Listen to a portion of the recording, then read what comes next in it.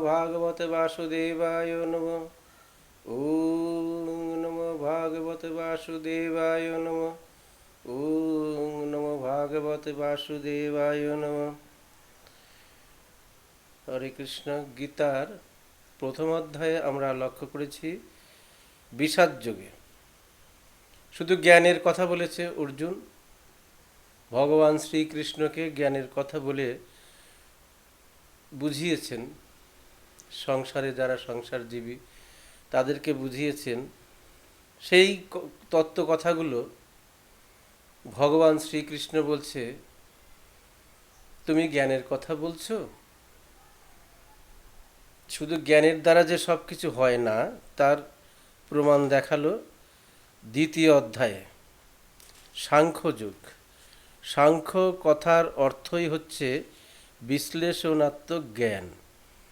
তো বিশ্লেষণাত্মক জ্ঞানের কথা বলেছে প্রথমে অর্জুন, আর দ্বিতীয় অধ্যায়ে ভগবান শ্রীকৃষ্ণ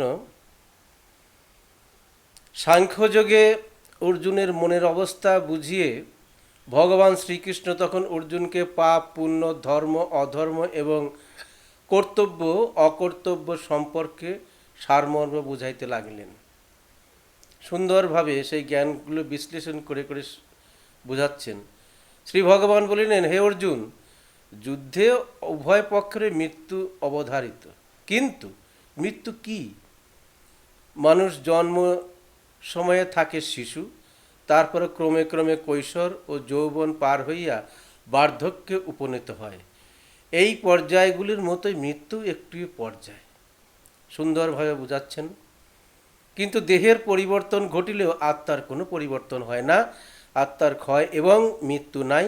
জ্ঞানীগণ এই জন্যই ক্ষণস্থায়ী জীবনের জন্য কখনো শোক বা দুঃখ প্রকাশ করেন না। তুমি জ্ঞানের কথা বলছো, কিন্তু জ্ঞানীগণ কখনো এই কথা জেনে সে কিন্তু কখনোই দুঃখ প্রকাশ করে না। যেমন পুরাতন জীর্ণ বস্ত্র ত্যাগ করে মানুষ নববস্ত্র পরিধান করে, সেই প্রকার আত্মাও জীর্ণ দেহ ত্যাগ করে নবদেহ ধারণ করে। সুন্দর কথা। জীর্ণ দেহ, সেই দেহে আর না থেকে নতুন দেহ সে গিয়ে আশ্রয় নেয়। আত্মা অবিনশ্বর, চোখে দেখা যায় না, শুধু উপলব্ধি করা যায়। আত্মদর্শনের জন্য যোগ সাধন ও ব্রহ্মজ্ঞানের প্রয়োজন। যাদের এই ব্রহ্মজ্ঞান হয়েছে তারা কিন্তু সবসময় উপলব্ধি করে বুঝতে পারে পরমাত্মা এই। সকলেই কর্ম করিতে হয়, ব্রহ্মজ্ঞানীরও কর্ম করেন, কিন্তু সেই কর্ম হচ্ছে নিষ্কাম। অতএব হে অর্জুন, তুমি নিষ্কামভাবে কর্ম করো। এই রূপে নিষ্কামভাবে যুদ্ধ করিয়া ক্ষাত্রধর্ম পালন করিতে উপদেশ দিলেন ভগবান শ্রীকৃষ্ণ। এইভাবে যখন উপদেশ দিচ্ছে তখন আমরা লক্ষ্য করেছি ভগবানের কথা তো শুধু সংসারের যত কিছু আছে সব কিছু সংসার নিয়ে, সংসারের ভিতরে আমাদের শুধু জ্ঞান থাকলেই হবে না, বুদ্ধি, কর্ম, জ্ঞান, কর্ম, ভক্তি সমস্ত কিছু সম্পূর্ণভাবে প্রয়োজন। আর এই প্রয়োজনের জন্যেই গুরুর কাছে যাওয়া। গুরুদেব বুঝালেন। তাই সাধুরা তো অনেক রকমভাবে বুঝিয়েছেন আমাদের। আমরা আর একটা লক্ষ্য করেছি, কুমার সুধাকর, তিনি একজন ব্রহ্মজ্ঞ ব্যক্তি, ব্রহ্মকে জেনেছেন। তাই তিনি বিষ্ণুকে জেনেছেন, ভগবানকে জেনেছেন, জেনে গায়ত্রী ছন্দে আমাদের কিছু জানাবার জন্যে সুন্দরভাবে প্রকাশ করে গেছেন। তারা তো সত্যি বৈষ্ণব চূড়ামণি, বৈষ্ণব সিদ্ধান্ত নিয়ে কথাবার্তাগুলো সুন্দরভাবে গায়ত্রী ছন্দে বলে গেছেন। দ্বিতীয় অধ্যায় সাংখ্যযোগে বললেন, সঞ্জয় কহিলেন, মায়ামুগ্ধ অর্জুনের সজল নয়ন, স্বজন নিধন ভাবি বিষাজিত মন, নিরখিয়া নারায়ণ প্রবোধ বচনে, বুঝাইয়া বলিলেন কুন্তির নন্দনে। ভগবান বলিলেন, নিন্দনীয় ধর্মহীন আর্য অনুচিত, এ মোহ বিপদে হেন কেমনে উদিত, ক্লিপ ভাব ছাড়ো, এ তো তব যোগ্য নয়, তুচ্ছ দুর্বলতা ত্যাজি উঠো ধনঞ্জয়। এই যে তুচ্ছ দুর্বলতা তুমি করছো, জ্ঞানের কথা বলছো, তুমি উঠে দাঁড়াও, তুমি তো ক্ষত্রিয়। অর্জুন বলিলেন, জনার্দন পূজনীয় ভীষ্ম দ্রোণ সহ বাণ যুদ্ধ করি আমি কিরূপে তা কহ। গুরুবধ না করিয়া ভিক্ষান্ন ভোজন, ইহলোকে শ্রেয়বোধ করি নারায়ণ। নারায়ণ বলে সম্বোধন করে বলছে, এই জগতে ভিক্ষান্ন করে আমাদের যদি যায় তবু ভালো, তবুও এই যুদ্ধে আমি বুঝতে পারছি না কি করব। গুরুবোধি রুধিরাক্ত রাজ্য সুখভোগ, অর্থ কামনায় হবে করিতে সম্ভোগ। আমি যে রাজ্য নেব গুরুকে বধ করে, এটা আমার জ্ঞানের দ্বারায় সম্ভব হচ্ছে না। তুমি কি যুদ্ধে আমাকে নিয়ত করতে চাচ্ছ? যুদ্ধ জয় করি কিবা, যুদ্ধে যাই হারি, কিবা ভালো কিবা মন্দ বুঝিতে না পারি। এই যুদ্ধে হার জিতের বিষয়টা আমি কিছুই বুঝতে পারছি না। তুমি আমাকে ভালো করে বুঝিয়ে বলো, তুমি কেন এই যুদ্ধে আমাকে নিয়ত করছো, নিযুক্ত করছো। যাদের নিধন করি বাঁচিতে না চাই, সেই ধৃতরাষ্ট্র সুত সম্মুখে সবাই। আমার সামনে যারা আছে আমার তো সব ভাই। দীন চিত্ত কুলক্ষয়ে ভয়ে মরিহায়, অভিভূত ধর্ম মূঢ় জিজ্ঞাসী তোমায়।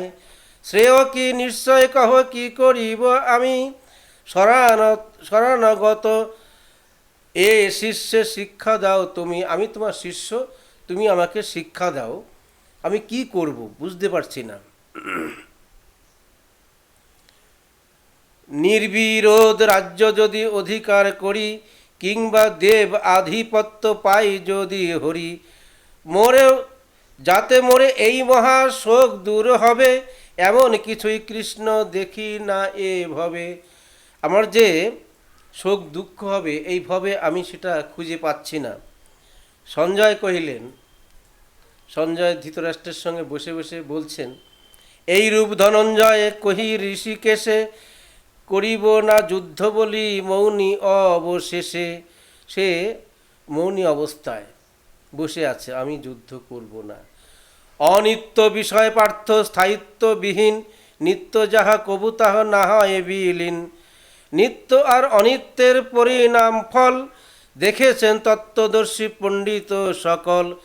নিত্য বস্তুর ক্ষয় নাই, অনিত্যর কোনো যোগাযোগই নাই। অনিত্য বস্তুতে কোনো কিছু হয় না, নিত্য বস্তুকে ধারণ করতে হয়।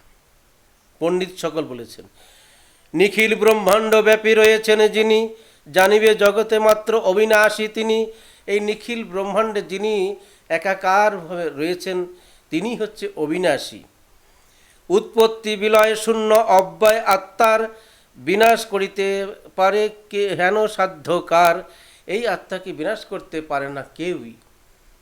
কেমন করে বলেছেন? নিত্য আত্মা দেহ তার অনিত্য নিশ্চয়। নিত্য আত্মা দেহ তার অনিত্য নিশ্চয়। দেহটা অনিত্য আর নিত্য হচ্ছে পরমাত্মা।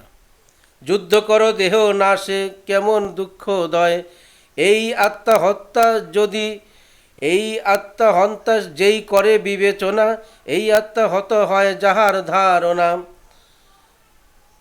জানে না উভয়ে তারা আত্মা সর্বময়, কখনো করে না হত্যা হত নাহি হয়।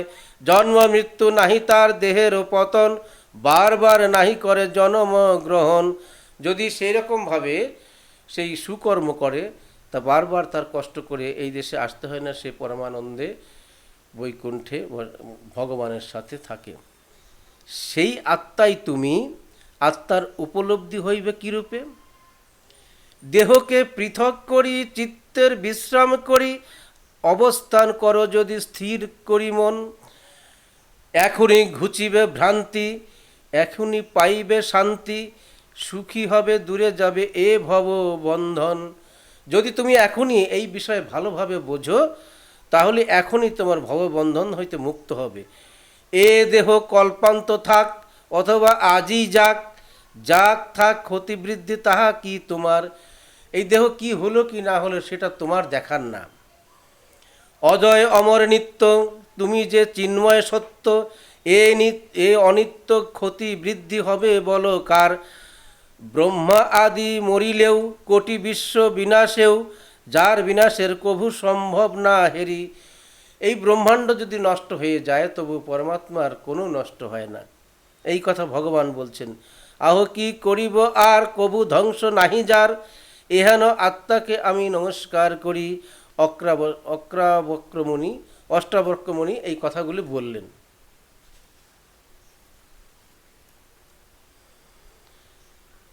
জীবাত্মা ঈশ্বরের অংশ, সেই অংশ নানা রূপে ভোগের জন্য নানা রূপ দেহ ধারণ করে। মানুষের কাপড় ছাড়া ও সাপের খোলস ছাড়ার ন্যায় সেই জীবাত্মা একটি দেহ ছাড়িয়া আর একটি নতুন দেহ ধারণ করেন। জীবাত্মা জড়দেহ ছাড়িয়া আবার যে দেহি ধরিবেন তাহা নহে। সূক্ষ্ম দেহ আছে, দেবদেহ, হাওয়ার দেহ, দর্পণ, মধ্যস্থ ছায়ার ন্যায় দেহ, কেহ কেহ আকাশ দেহ ধারণ করেন, কেহ বা বিদেহ মুক্তি প্রাপ্ত হন। যাহার যেমন জ্ঞানের অধিকার, যে যেমন কর্ম করবে তেমনি উচ্চ হইতে উচ্চতর অবস্থায় সে লাভ করেন। পরিণামে শূন্য আত্মা নাহি বৃদ্ধি ক্ষয়, শরীর হইলে নষ্ট বিনষ্ট না হয়। জন্মহীন নিত্য আত্মা জানেন যে জন, কিরূপে কাহাকে তিনি করেন হনন। দেহস্থিত আত্মা যদি নিত্য অবিনাশ, কারে দিয়া কারে তিনি করেন বিনাশ। জীর্ণ বাস ছাড়ি যথা মানব নিচয়, নববস্ত্র পরিধান করে ধনঞ্জয়। সেইরূপ জীর্ণ দেহ করি পরিহার, নব কলেবর আত্মা ধরে পুনর্বার। শাস্ত্র নারে করিবারে আত্মার ছেদন, বহ্নি নাহি পারে তারে করিতে দহন। পরমাত্মা এমনই, তাকে কেউ কিছু কোনোরূপই তার ক্ষতি করতে পারে না। সলিলের সাধ্য নাই সিক্ত করিবারে, অনিলের শক্তি নাই শুষ্ক করে তারে। ছিন্ন দগ্ধ সিক্ত সূক্ষ্ম হইবার নয়, অনাদি অচল আত্মা নিত্য সর্বময়। এই যে দেখা যায় নিত্য সর্বময় হচ্ছে পরমাত্মার আনাগোনা। অব্যক্ত অচিন্ত আত্মা চির নির্বিকার, এই জানি কর পার্থ শোক পরিহার। তুমি সমস্ত কিছু শোক পরিহার করে এই পরমাত্মাকে আত্মাকে জেনে তুমি নিজেকে চেনার চেষ্টা করো। তুমি কার, কে তোমার? নিত্য জন্মে মরে আত্মা মনে যদি হয়, তথাপি করিতে শোক পারো না নিশ্চয়। মরিলেই জন্ম হয়, জন্মিলেই মরণ, অনিবার্য এই কার্যে করো শোক করো কি কারণ। আদিতে অব্যক্ত জীব অব্যক্ত অন্তেতে, মধ্যেতে দুদিন ব্যক্ত দুঃখ কি বা তাতে। এই যে আদি আর অন্ত, মধ্যে দুদিনের এই খেলা।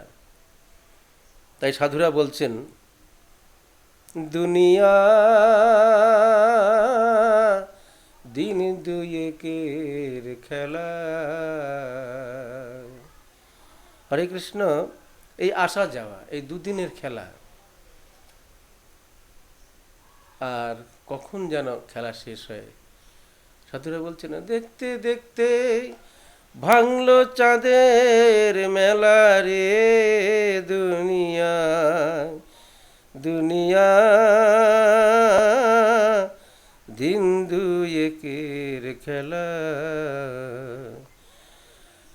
এত লেনা দেনা বেচা কিনা গো,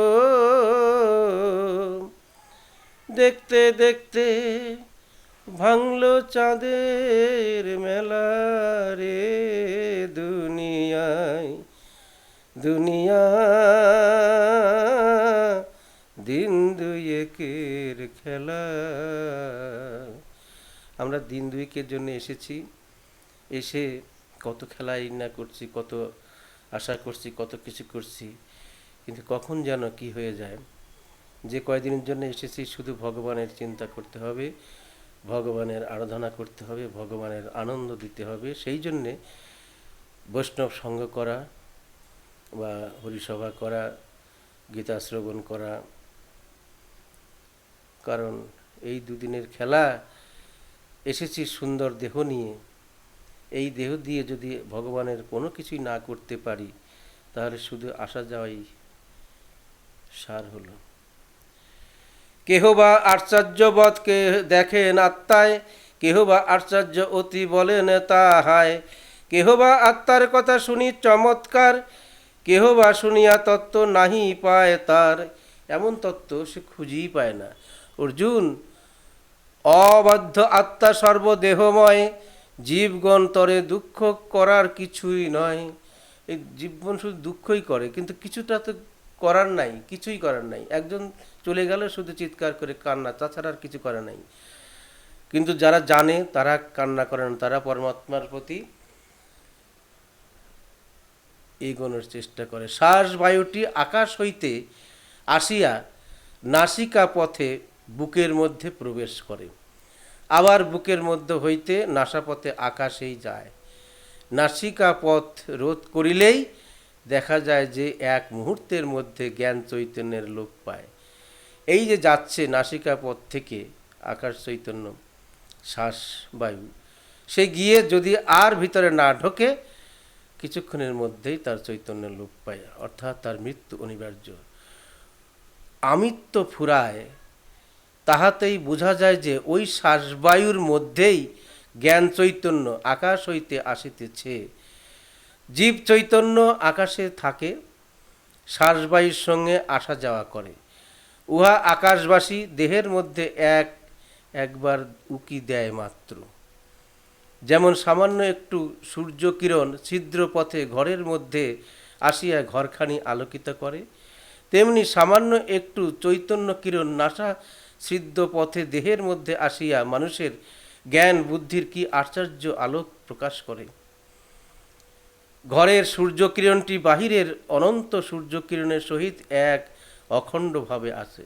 যতটুকু সূর্যকিরণ আসছে সেটা বাইরে কিন্তু সেই অনন্ত সূর্যের কিরণের সঙ্গে মিলান আছে। সেইরূপ জীব চৈতন্য নাসিকার বাহিরে অনন্ত চৈতন্যের সহিত এক হইয়া অখণ্ডভাবে আছে। ওই জীব চৈতন্যই হচ্ছে আমি। হরে কৃষ্ণ। এটা হচ্ছে পাকা আমি। আমি আমি করি, আমাতে আমি রই, দেখিতে না পারি, বুঝিতে না পারি। তাই জীবের চোখে মুখে শ্বাস চৈতন্যটি উজ্জ্বলভাবে ফুটিয়া উঠিতেছে। আমি অনন্ত আকাশবাসী, অন্ধকূপে আসি। তাহলে এই অন্ধকূপ দেহটা এর মধ্যে যাতায়াত করছে সেই আকাশবাসী। তাই আমরা সবাই আকাশবাসী। এত সুন্দরভাবে টিকা দিয়েছেন। আমরা পাঁচজনে বসিয়া আছি, তাহার মধ্যস্থলে শূন্য স্থানে শ্বাস চৈতন্য যে প্রাণ, তাহা পরিপূর্ণ রহিয়াছে।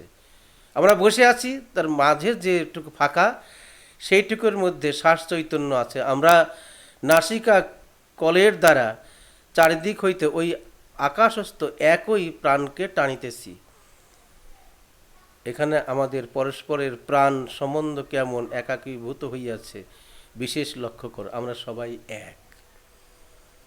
ভয় কি স্বধর্ম দেখো, যুদ্ধ ধর্মযুদ্ধ হতে, ক্ষত্রিয়ের শ্রেয় কিছু নাই এ জগতে। ধর্মযুদ্ধে হতবীর স্বর্গে চলি যায়, তাই ধর্মযুদ্ধ স্বর্গ দ্বারেরও সমান। অযাচিত হেন যুদ্ধ মুক্ত স্বর্গদ্বার, ভাগ্যবান ক্ষত্রিয়ের মাত্র অধিকার। যারা এই জ্ঞান চৈতন্য উদয় করে এই যুদ্ধে রত আছেন, তারা হচ্ছে ভাগ্যবান ক্ষত্রিয়। ক্ষত্রিয় তাকেই বলে যারা এই যুদ্ধ জানে বা করে। যদি এই ধর্মযুদ্ধ নাহি করো, তবে ছাড়িয়া স্বধর্ম কীর্তি পাপ ভাগী হবে। আমরা এই দেশে এসে যদি আমরা সেই কর্ম না করি, তো সেটাই আমাদের পাপ হয়। এটা বুঝাচ্ছে দ্বিতীয় অধ্যায়। চির অপযশ তব ঘষিবে জগতে, মানির মরণ শ্রেয় অপযশ হতে। ভীরু তুমি ভাবিবেন মহারথগণ, সম্মান করিত যারা হাসিবে তখন। শত্রুকুল নিন্দা করি সকলের কাছে, কতই কহিবে দুঃখ তা হতে কি আছে। যুদ্ধ ধর্মযুদ্ধ হতে হলে স্বর্গে চলি যায়, ধর্মযুদ্ধে হত হলে স্বর্গে চলি যাবে। জয়ী হলে মহিতলে স্বর্গসুখ পাবে, তুমি যদি মারা যাও তাহলে তুমি স্বর্গে যাবে যদি ধর্মযুদ্ধ করো, আর যদি জয়ী হও মহিতলে সমস্ত সুখ পাবে। তাই বলি এই যুদ্ধ সবাই নিশ্চয়, রণে মন দৃঢ় করি উঠো ধনঞ্জয়। সুখ দুঃখ লাভালাভ জয় পরাজয়, সমভাবী যুদ্ধ করে নাহি পাপ ভয়। কহিলাম আত্মতত্ত্ব হে পার্থ এখন, শুনো কর্মযোগ যাবে সংসার ও বন্ধন। ইহার আরম্ভে হানি বিফলতা নাই, অল্পেতেই দুঃখ মৃত্যু ভয়ে ত্রাণ করে তাই। কর্মযোগে স্থির বুদ্ধি এক ভিন্ন নয়, অনন্ত সকাম বুদ্ধি বহুপতময়। জ্ঞানহীন যারা পার্থ শুধু রতরণ, বেদের বাদানুবাদে কামনায় মন। স্বর্গসুখ সার জ্ঞানে আর তত্ত্ব নাই, মধুমাখা কথা হেন কহেন সদাই।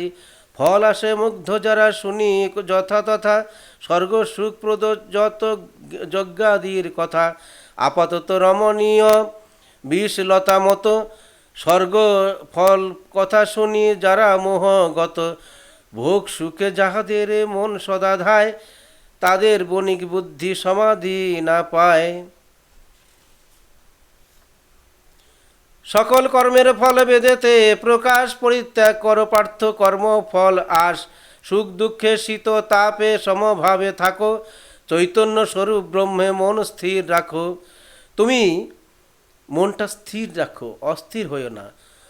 অলব্ধ পদার্থ লাভে লোভ নাহি রভে, প্রাপ্ত বস্তু রক্ষা তরে ব্যস্ত নাহি হবে।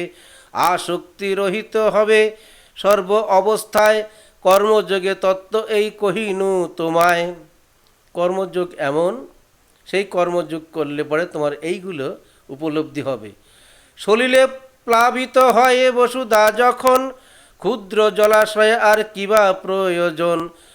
যদি একবার তুমি সেই ব্রহ্মের সঙ্গে যোগাযোগ করো, ব্রহ্মময় হও, অর্থাৎ তোমার যদি একবার সেই সাগরের মতো জল যদি একবার তোমার হয়, তাহলে ক্ষুদ্র জলাশয়ের কোনো প্রয়োজন নাই। সেই রূপ ব্রহ্মজ্ঞান হইয়াছে যার, বেদে প্রয়োজন আর নাহি থাকে তার।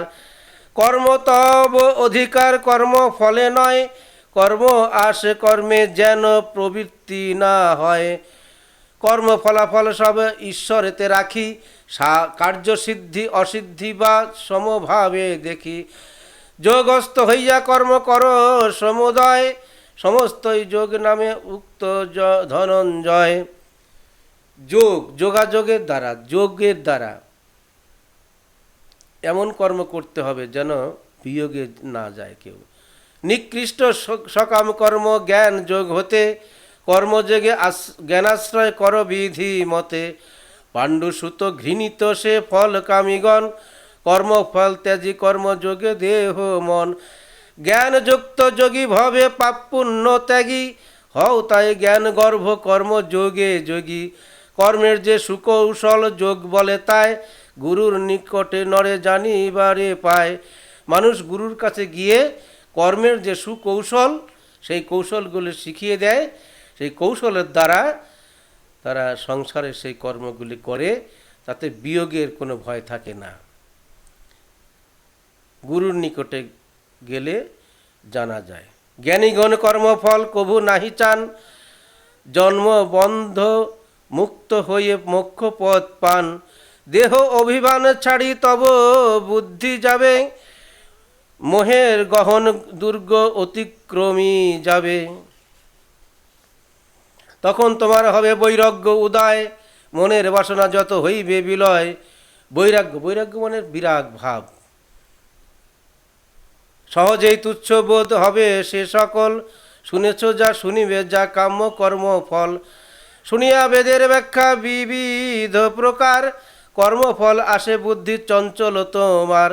সেই বিচলিত বুদ্ধি অভ্যাস কারণ, ঈশ্বরে নিশ্চল ভাবে থাকিবে যখন, অন্যদিকে মন যাবে নাহি যাবে আর। তখন সে যোগ লাভ হইবে তোমার, অন্যদিকে মন যাবে যাবে নাহি যাবে আর, তখন সে যোগ লাভ হইবে তোমার। তোমার যদি অন্যদিকে মন না গিয়ে সেই মুখ্যের দিকে লক্ষ্য থাকে, লক্ষ্য যার স্থির, তারই এটাই। অর্জুন কহিলেন, কেমন সে সমাধিস্থ স্থির বুদ্ধিজন, কেশব কৃপায় কহ কি তার লক্ষণ। যারা এইরকম ভাব নিয়ে আছে তাদের লক্ষণটা কি, কিরূপ বচন তার, কিরূপ বা স্থিতি, স্থির বুদ্ধি মানবের কিরূপ বা গতি।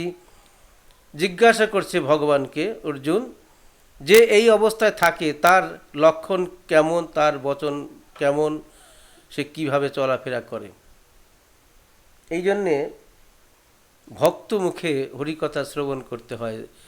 শ্রী ভগবান কহিলেন, মনের কামনা যত করিয়া বর্জন, অন্তরে অন্তরে করি আত্মদর্শন। দেহের মধ্যেই আত্মদর্শন করতে বলছে। আপনা আপনি তুষ্ট আত্মারাম হলে তখন সে যোগী বরে স্থির বুদ্ধি বলে। তুমি যা করছো সেই কাজ করে, সেই কর্ম করে তুমি যদি সন্তুষ্ট থাকো। অর্জুন জিজ্ঞাসা করেছিল যে তুমি যা বলছো সাধারণ জীবের পক্ষে সম্ভব নয়। তখনই ভগবান বলেছিল, যে কর্ম করলে তুমি সুখী হও সেই কর্ম তুমি করো, তাহলে তোমার ভিতরে যে ভগবান বস্তু আছে সে সুখী হবে। অর্থাৎ তুমি নিজেকে চেনো, অর্জুন রূপী হচ্ছে ভগবান। দুঃখে স্থির, সুখেতেও স্পৃহাশূন্য যিনি, রাগ ভয় ক্রোধহীন স্থির বুদ্ধি তিনি। ইষ্ট বা অনিষ্ট হলে তুষ্ট রুষ্ট নয়, হেন অনাবদ্ধ জনে স্থির বুদ্ধি কয়। শত্রু সমাগম জানি কচ্ছপ যেমন, আপন চরণ করে আকুঞ্চন, তেমনি ইন্দ্রিয়গণে সংযত করে স্থির বুদ্ধি বলা যায় সেই যোগী বরে। কচ্ছপ যেমন কোনো শত্রু আসলে তার সমস্ত কিছু ভিতরে প্রবেশ করায়, তেমনি অকথ্য থেকে যেখানে ভালো কথা হয় সেখানে যেতে হয়। তাই বারবার বলছে সাংখ্যযোগে, জ্ঞানের পরিধি তোমার অনেক কিছু হয়েছে, কিন্তু জ্ঞানটা থাকলেই তোমার হবে না। তুমি এই আমি যা বলি সেইভাবে তুমি চলো। অজ্ঞানী ইন্দ্রিয় কর্মে বিরত যখন, ইন্দ্রিয়ের কর্ম শুধু থাকে না তখন। ভোগ অভিলাষ শূন্য তাহে নাহি হয়, ইন্দ্রিয় আসক্তি মনে গুপ্ত ভাবে রয়। কিন্তু সেই পরমাত্মা দেখিয়া করিয়া দর্শন, ভোগ বাঞ্ছা শূন্য হয় স্থির বুদ্ধি মন। যত্নশীল মক্ষাস্থিরে করি পরাজয়, দুর্জয় ইন্দ্রিয়গণ মন হরি লয়। এই ইন্দ্রিয়গণ সবসময় দুর্বুদ্ধির মতো মনকে হরণ করার চেষ্টা করে। সংযত করিয়া সেই ইন্দ্রিয় নিকরে, আত্মপরায়ণ যোগী অবস্থান করে। সেই 10 ইন্দ্রিয়টা এমনভাবে কাছে টেনে নেয়, তারা যেন মনের দ্বারা অন্য দিকে না যায়, খারাপ পথে না যায়। দুরন্ত ইন্দ্রিয়গণ বশীভূত যার, কুরবীর বুদ্ধি স্থির হইয়াছে তার। এই 10টা ইন্দ্রিয় যদি বশীভূত করা যায়, বশীভূত হয় কি করে? ভালো কর্ম করলে, ভগবত কথা শ্রবণ করলে, কোনো রকম দুষ্টমি না করলে তার এই ইন্দ্রিয়গণ বশীভূত হয়। বিষয়ে ভাবনা যার আসক্ত সে হয়, আসক্তিতে অচিরাত কামনা উদয়। কামনাতে ক্রোধ জন্মে সেই যেই বাধা পায়, ক্রোধে মোহ ক্রোধে ভ্রম ভ্রমে বুদ্ধি যায়। বুদ্ধি নাশে তুল্য হয় জীবন মরণ, সংযত ইন্দ্রিয় ভোগ শান্তির সদন। যদি ইন্দ্রিয়গুলো সংযত করা যায় তাহলে শান্তির পরিবেশ ফিরে পাওয়া যায়। আর যখনই তার শান্তিতে থাকবে, অশান্তি তার দূরে যাবে। সর্বদুঃখ যার হলে চিত্ত প্রসাদন, স্থির বুদ্ধি হয় শীঘ্র সৌপ্রসন্ন মন। জিতেন্দ্রিয় নহে যে সে আত্মবুদ্ধিহীন, আত্মধ্যান শূন্য সেই থাকে চিরদিন। ধ্যান শূন্য জনে শান্তি আশা করা বৃথা, শান্তিহীন হৃদয়ের সুখ আছে কোথা। শান্তি না থাকলে তো সুখ আসে না। তাই ধ্যানের দ্বারা, যোগের দ্বারা এইগুলো শিখতে হয়, গুরুর কাছে বসে বসে, আর নিজে করণগুলো করতে হয়। তাই সমুদ্রে তুফান তুলি প্রচণ্ড পবন, যেমন ডুবায় তরি সেই রূপ মন। এই 10 ইন্দ্রিয় যদি মনের অবাধ্য হয়, তাহলে সমুদ্রে তুফান তুলি প্রচণ্ড পবন মানে হাওয়া যেমন তরিকে ডুবায়, তেমনি এই দেহের মধ্যে যেগুলো সুকর্ম করার জন্য আমরা এসেছি, সেই সুকর্মগুলো কুকর্মের দিকে ধায়। সেই যে দুরন্ত ইন্দ্রিয়ের সাথে সাথে ধায়, সে তারে সংসার নিরে অচিরে ডুবায়। এই সংসারে এসে তারা ডুবে মরে। এ হেন ইন্দ্রিয় যার হয় বশীভূত, সকল বিষয়ে তার বুদ্ধি প্রতিষ্ঠিত। সর্বদিকে দেখে যাহা নিশার মতন, জিতেন্দ্রিয় জন তাহে করে জাগরণ। সর্বজীব যে বিষয়ে থাকে জাগরিত, আত্মদর্শী মুনি তাহে থাকেন নিদ্রিত। যিনি আত্মদর্শী তিনি সমস্ত জীবকে চৈতন্য দেয়।